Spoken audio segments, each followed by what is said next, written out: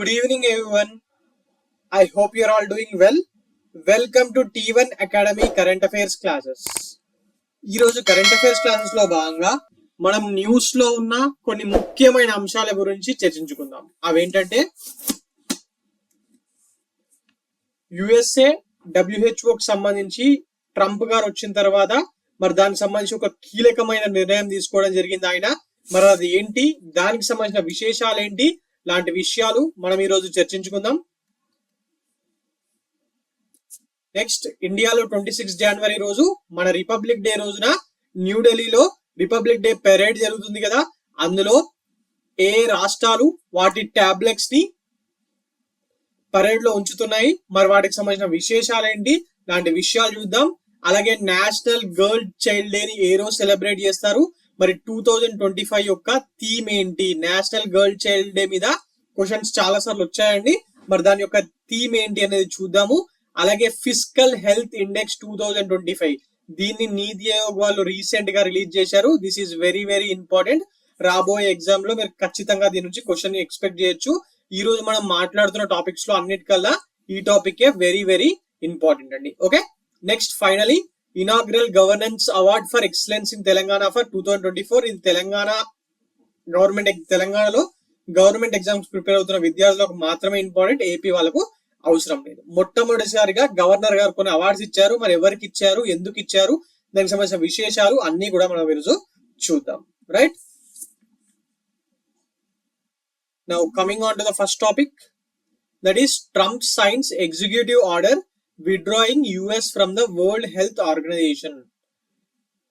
United States of అమెరికాని World Health Organization నుంచి withdraw చేసుకుంటూ United States of America president అయిన కొత్త ప్రెసిడెంట్ గా మళ్ళీ ఎన్నికైన ట్రంప్ గారు ఒక ఆర్డర్ ని పాస్ చేయడం జరిగింది. ఎందుకు, దీనికి రీజన్ ఏంటి? రీజన్ ఏంటంటే ట్రంప్ గారు ఇప్పుడే కాదు, లాస్ట్ టైం అయిన ప్రెసిడెంట్ గా ఉన్నప్పుడు కూడా చెప్పిన రీజన్ ఏంటంటే వీళ్ళు, దట్ ఈస్ డబ్ల్యూహెచ్ఓ వాళ్ళు మా దగ్గరికి వెళ్ళి డబ్బులు ఎక్కువగా తీసుకుంటున్నారు ఒకటి. రెండోది, వీళ్ళు ఇండిపెండెంట్ గా యాక్ట్ చేయట్లేదు, పొలిటికల్ ఇన్ఫ్లుయెన్స్ తో యాక్ట్ చేసి చైనా లాంటి దేశాలకు సపోర్ట్ చేస్తున్నారు. ఒక దిక్కేమో డబ్బులు ఇచ్చేది మేము, మరి సపోర్ట్ చేసేదేమో చైనాని సపోర్ట్ చేస్తున్నారు అని చెప్పి నేను ఎందుకు అన్నాడంటే COVID-19 పాండమిక్ లో భాగంగా మిస్ హ్యాండ్లింగ్ జరిగింది. అది చైనాలోని ల్యాబ్ లో నుంచే వచ్చిందా లేకపోతే న్యాచురల్ వైరస్ అనేది ఇన్వెస్టిగేషన్ సరిగ్గా చెయ్యలేదు, మేమైతే చైనాలోని ల్యాబ్ నుంచే వచ్చిందని నమ్ముతున్నాము, దానికి సంబంధించిన ఏ ప్రూఫ్స్ కూడా WHO ఇప్పటి వరకు కనిపెట్టలేదు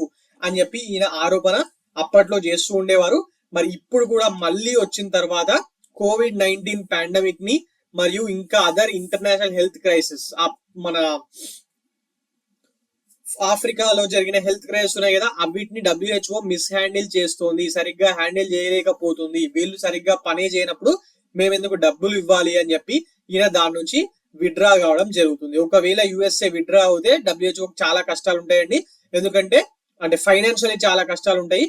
ఎందుకంటే WHO అత్యధికంగా అప్ టు 16% వరకు డబ్బు ఇచ్చేది USAనే. మరి వీళ్ళు వెళ్ళిపోయిన తర్వాత, USA వెళ్ళిపోయిన తర్వాత మరి చైనా అన్న, UK అన్న, జర్మనీ అన్న ఇలాంటి దేశాలు మరి USA ప్లేస్ ని ఆక్యుపై చేస్తాయేమో చూడాలి. అంత ఫండింగ్ ఇచ్చే పరిస్థితిలో ఉన్నాయా, ఇస్తాయా అనేది దాని మీదనే WHO బడ్జెట్ అనేది రాబోయే కాలంలో ఆధారపడి ఉంటుంది. ఓకే, మరి ఈ రోజే ఆగిపోతాయా? ఆయన సిగ్నేచర్ పెట్టి ఎగ్జిక్యూటివ్ ఆర్డర్ ని పాస్ చేసిండు. మరి ఈ రోజు నుంచి ఆగిపోతాయి అంటే కాదండి, 12 months అంటే 1 year, నెక్స్ట్ ఇయర్ నుంచి 2026 జనవరి అట్లా ఆ టైం నుంచి US నుంచి WHO కు వెళ్తున్న అన్ని రకాల ఫైనాన్షియల్ కాంట్రిబ్యూషన్స్ అనేటివి ఆగిపోవడం జరుగుతుంది.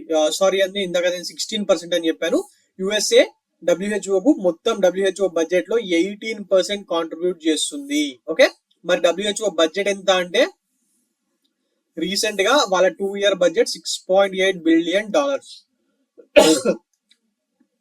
$6.8 billion ని WHO వాళ్ళు ఖర్చు పెడతా ఉంటారు. ఓకే, రైట్, ఇది ఏ కంట్రీ గవర్నమెంట్ ఇలాంటి డిసిషన్ తీసుకుంది అనేది ఇంపార్టెంట్ పాయింట్ అవుతుంది మనకి ఎగ్జామ్ పాయింట్ ఆఫ్ వ్యూలో. ఇందాక నేను చెప్పిన పాయింట్స్ ఉన్నాయి కదా, మరి సడన్ గా ఆయన ఎడిషన్ తీసుకున్నాడు అంటే కాదు. లాస్ట్ టైం ఈయన ప్రెసిడెంట్ గా ఉన్నప్పుడు కూడా ఇదే వాదించాడు, అప్పుడు కూడా అదే ట్రై చేయడం జరిగింది. రీజన్స్ ఏంటి చూడండి, He accused the WHO of aiding China's effort to mislead the world about origins of COVID-19. ఇందాక చెప్పాను కదా, WHO వాళ్ళు COVID-19 అనేది అక్కడ చైనా నుంచే వచ్చినా మరి అది ఎక్కడైనా ల్యాబ్ లో నుంచి వచ్చిందా లేకపోతే ఏదైనా యానిమల్ ఉంటే యానిమల్ హ్యూమన్ కాంటాక్ట్ ద్వారా వచ్చిందా అనే డేటాని బీజింగ్ నుంచి తీసుకొని అన్ని దేశాలకు పంచలేదు. ఉన్న అలిగేషన్స్ ని WHO డినై చేస్తూ వచ్చింది కానీ ఎక్కడా కూడా బీజింగ్ ని ప్రెస్ చేయలేదు. ఎస్ మీరు డేటాను షేర్ చేయండి అని చెప్పి ఈయన అంటున్నాడు. బట్ WHO వాళ్ళు మాత్రం లేదు మేము చేశామని చెప్పి చెప్తున్నారు. Okay, this is the crux of this matter. Right, now coming on to the next topic, that is 26 tableaus from various states and union territories at Republic Day parade. 26th January రోజు మన న్యూఢిల్లీలో parade జరుగుతుంది కదా, republic day parade. అందులో 15 రాష్ట్రాలకు సంబంధించిన టాబ్లూస్ మరియు 11 union editor గారు ఇది ఎడిట్ చేయండి.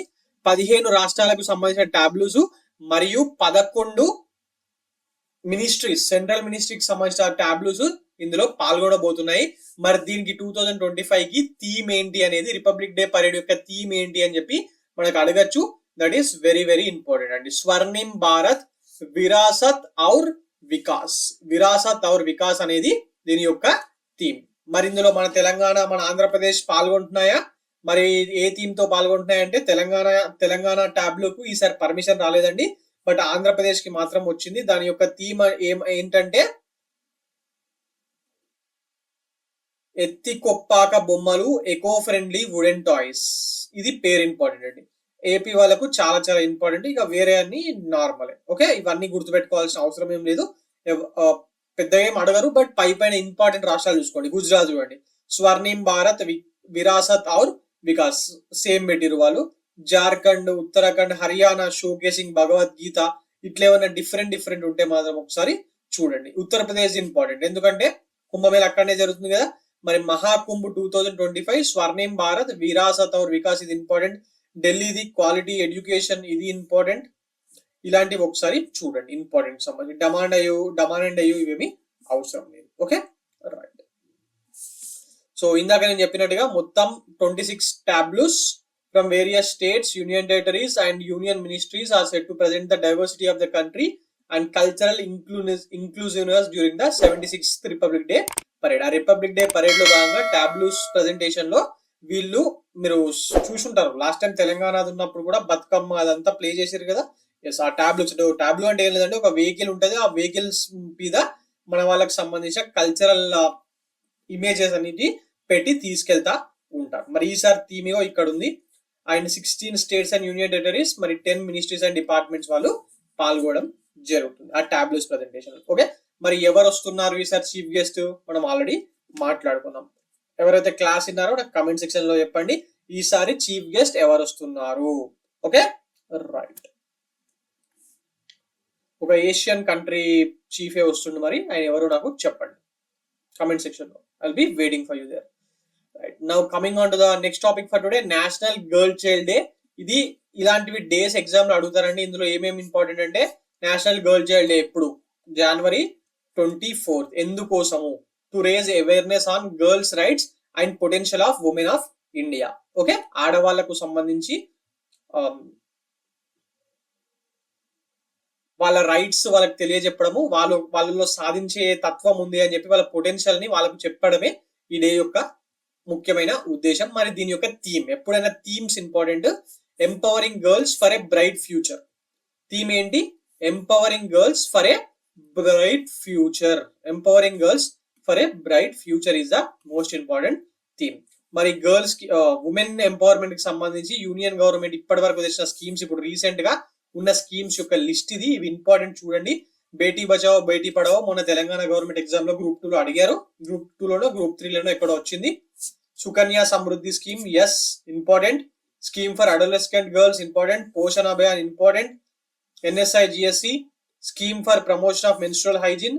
మిషన్ వాత్సల్య యూపీఎస్సీ లో అడిగారు లాస్ట్ టైం. ఇక ఉడాన్, ఇది కూడా ఇంపార్టెంట్. ఈ స్కీమ్స్ అన్ని ఇంపార్టెంట్ అండి, ఒక్కసారి చూసుకోండి ఈ స్కీమ్స్, ఇయర్, దీని యొక్క ఆబ్జెక్టివ్ ఏంటి అనేది. Okay, right. Now coming on to the most important topic of the day, that is fiscal health index 2025. Fiscal health index 2025. మరి దీన్ని రిలీజ్ చేసింది ఎవరు? నీతి ఆయోగ్ వాళ్ళు. Which among the following organization releases physical health index అని చెప్పి అడగచ్చు. Okay, లేకపోతే physical health index 2025 released by అని చెప్పి అడగచ్చు. అలాంటి క్వశ్చన్స్ అడుగుతారు కదా ఎగ్జామ్ లో. Yes, this is released by NITI Aayog. మరి అసలు ఎందుకు రిలీజ్ చేసింది? ఇందులో ఏమున్నాయంటే ఏం లేదంటే నీతి ఆయోగ్ వాళ్ళు 18 ఇండియన్ మేజర్ స్టేట్స్, మన దేశంలో చాలా ఎక్కువ స్టేట్స్ ఉన్నాయి, కాకపోతే పెద్ద స్టేట్స్ ఒక 18 ఉన్నాయి. మరి వాటికి సంబంధించిన ఫిజికల్ హెల్త్ అండి. ఫిజికల్ హెల్త్ అంటే ఆ స్టేట్ యొక్క ఎకానమీ గురించి మాట్లాడుతున్నాం, పర్సన్స్ యొక్క హెల్త్ కాదు, ఫ్రెషర్స్ కోసం చెప్తున్నాను. ఫిజికల్ హెల్త్ ఆ స్టేట్ యొక్క ఎకానమీ గురించి మాట్లాడుతున్నాం. దాని యొక్క ఇన్ డెప్త్ అనాలిసిస్ చేస్తూ ఎక్కడ బాగుంది, ఎక్కడ బాగాలేదు, ఎక్కడ ఇంప్రూవ్ చేసుకోవాలి, ఇవన్నిటి గురించి అందులో రాయడం జరుగుతుంది. మన తెలంగాణది, ఏపీది కూడా ఉంటది. ఒకసారి మొత్తం రిపోర్ట్ వచ్చిన తర్వాత, బయటకు వచ్చిన తర్వాత తెలంగాణ గురించి ఏం చెప్పారు, ఏపీ గురించి ఏం చెప్పారు, అదంతా కూడా మాట్లాడుకుందాం. రైట్, మళ్ళీ coming back to the topic. నీతి ఆయోగ్ వాళ్ళు డెవలప్ చేసిరు. బట్ దీనికోసం డేటా ఎక్కడికి వెళ్ళి వచ్చింది? Controller and auditor general, CAG report ప్రతి సంవత్సరం స్టేట్స్ బడ్జెట్ మీద వస్తుంది కదా. తెలంగాణ బడ్జెట్ వచ్చిన తర్వాత తెలంగాణ లాస్ట్ ఇయర్ ఏం ఖర్చు చేసింది, ఎకనామిక్ సర్వే వచ్చిన తర్వాత, బడ్జెట్ వచ్చిన తర్వాత లాస్ట్ ఇయర్ అసలు వీళ్ళకు ట్యాక్స్ రెవెన్యూ ఎంత వచ్చింది, అన్టాక్స్డ్ రెవెన్యూ ఎంత వచ్చింది, ఇందులో నుంచి ఎంత ఖర్చు చేసిరు, మరి క్యాపిటల్ ఎక్స్పెండిచర్ పెడుతున్నారా, లేకపోతే డే టు డే ఎక్స్పెండిచర్ పెడుతున్నారా, వస్తున్న మొత్తం ఇన్కమ్ లో శాలరీలకు ఎక్కువ పోతున్నాయా, పథకాలకు ఎక్కువ పోతున్నాయి, అంతా అనాలిసిస్ చేస్తుంది కదా. ఆ డేటా నుంచే నీతి ఆయోగ్ వాళ్ళు ఆ డేటాని తీసుకొని ఈ ఫిజల్ హెల్త్ ఇండెక్స్ ని తీసుకురావడం జరిగింది. మరి దీనికోసం బేస్ ఇయర్ గా 2022-23 ఫిజల్ డేటాను తీసుకోవడం జరిగింది. మరి దీని యొక్క ఎయిమ్ ఏంటి? ఇందాకే మాట్లాడుకున్నాం.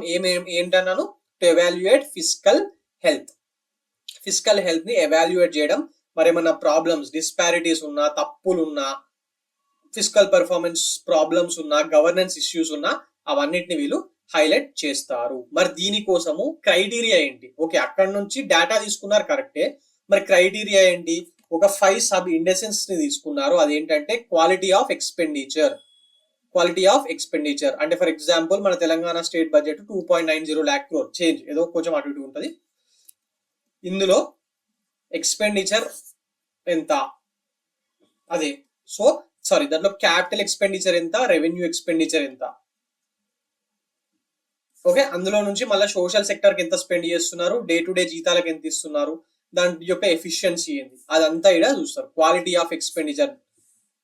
Of expenditure. రెవెన్యూ మొబిలైజేషన్ అంటే ఆ డబ్బుని చూసిరా ఏడికెళ్ళి వస్తుంది, సొంతంగా ట్యాక్సెస్ వసూలు చేస్తున్నారా, అప్పులు తెస్తున్నారా, లేకపోతే వీళ్ళ గవర్నమెంట్ కి ఏమన్నా పిఎస్యూస్ ఉంటే అక్కడ నుంచి లాభాల ద్వారా తీసుకుంటున్నారా, ఇట్లా ఇవన్నిటిని చెక్ చేసి మరి ట్యాక్సెస్ తక్కువ వస్తుంటే కొంచెం దాని తగ్గట్టు ట్యాక్స్ వసూలు సరిగ్గా చేయండి అని చెప్పి వార్న్ చేస్తారు.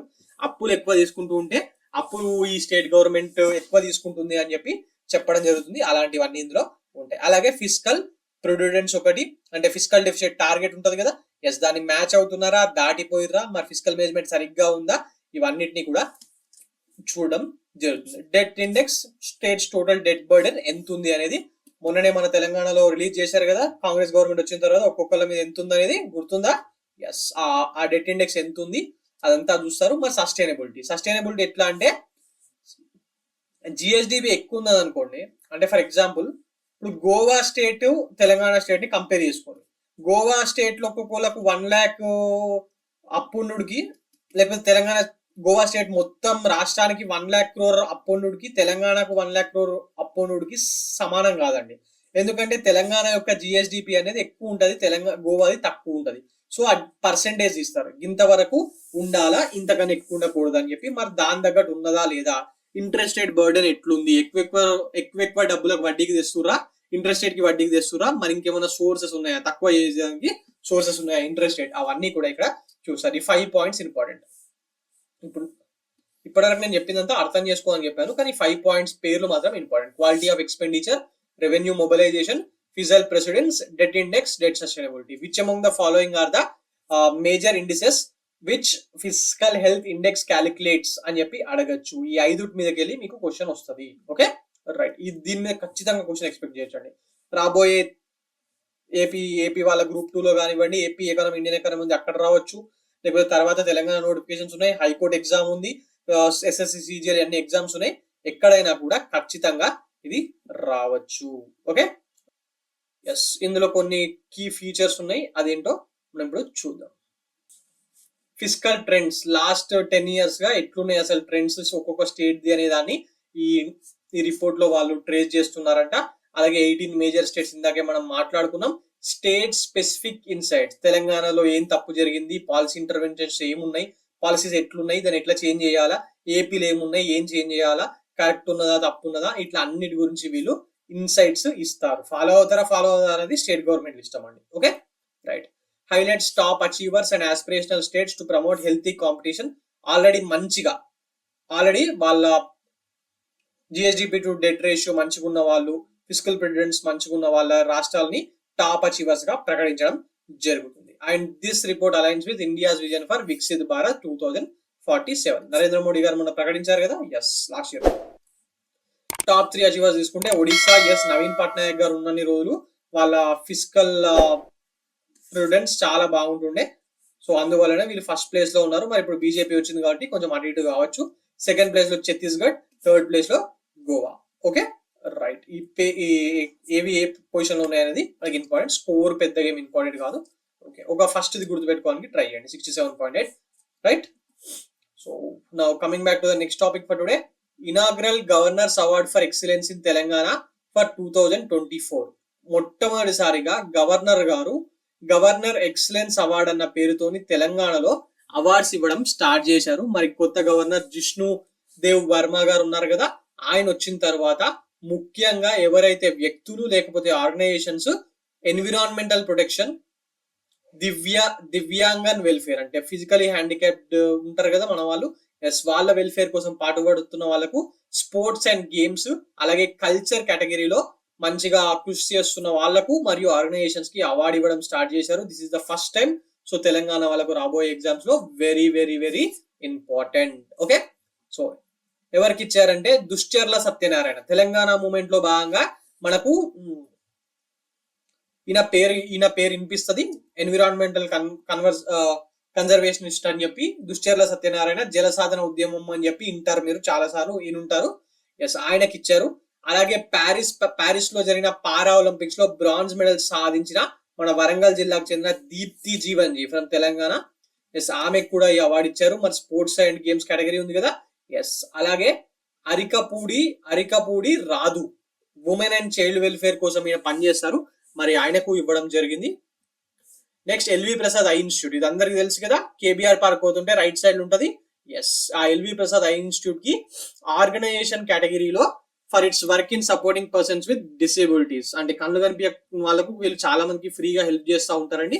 మరి అది కూడా డిసేబిలిటీ కిందకి వస్తుంది కాబట్టి ఎల్వి ప్రసాద్ ఐ ఇన్స్టిట్యూట్ కి ఆర్గనైజేషన్ కేటగిరీలో ఇచ్చారు. నెక్స్ట్ ఆదిత్య మెహతా ఫౌండేషన్, ఇది స్పోర్ట్స్ లో కొంచెము స్పోర్ట్స్ కేటగిరీలో ఉంది. ఆదిత్య మెహతా ఫౌండేషన్ మన పారా అథ్లెట్స్ కి వీళ్ళు ఫైనాన్షియలీ హెల్ప్ చేస్తూ ఉంటారు ట్రైనింగ్ కి సంబంధించి, అందువల్లనే ఆదిత్య మెహతా ఫౌండేషన్ కి ఇవ్వడం జరిగింది. ఇక ఫైనలీ కల్చర్ కేటగిరీలో 2 ఇండివిజువల్ విన్నర్స్ ఉన్నారు, అలాగే ఒకటి ఆర్గనైజేషన్ విన్నర్ కూడా ఉంది. ఒక ఆర్గనైజేషన్ మనం ఇప్పుడు చూద్దాం అదేంటో. కల్చర్ కేటగిరీలో PB Krishna Bharati and professor M Pandurangarao, వీళ్ళు ఇండియన్ కల్చర్ ని ఎక్స్పాండ్ చేయడానికి, ప్రిజర్వ్ చేయడానికి, ప్రమోట్ చేయడానికి చాలా కృషి చేస్తున్నారంట. మరి వీళ్ళకు ఇవ్వడం జరిగింది. అలాగే సంస్కృతి ఫౌండేషన్, ఇది ఒక ఆర్గనైజేషన్, వాళ్ళు కల్చరల్ ఇనిషియేటివ్స్ వాళ్ళు తీసుకొస్తున్న కొత్త ఇనిషియేటివ్స్ గాను వీళ్ళకు సంస్కృతి ఫౌండేషన్ వాళ్ళకు ఇవ్వడం జరిగింది. మరి దీన్ని ఎవరు డిసైడ్ చేసారు? గవర్నర్ గారు కూర్చొని డిసైడ్ చేస్తారా? కాదు కదా, యాజ్ యూజువల్ జూరీ చేస్తారు. మరి జూరీలో former union home secretary mister K Padmanabhaiah, అలాగే ఎన్విరాన్మెంటలిస్ట్ అనిల్ కుమార్, అలాగే దివ్యాంగన్ welfare advocate Hanumantha Rao and Kuchipudi dance expert culture కి సంబంధించి పద్మజారెడ్డి గారు ఇందులో ఉండడం జరిగింది. పద్మజారెడ్డి గారు చాలా ఫేమస్ అండి, మీ మీద క్వశ్చన్స్ వస్తాయి, ఒకసారి చూసుకోండి. జూరీలో ఎవరు ఉన్నారనేది కూడా మనకు తెలిసి ఉండాలి. Okay, right. సో ఇదండి ఈ రోజు current affairs. For more current affairs like this, do visit T1 Academy and also please do subscribe our channel T1 Academy. Thank you.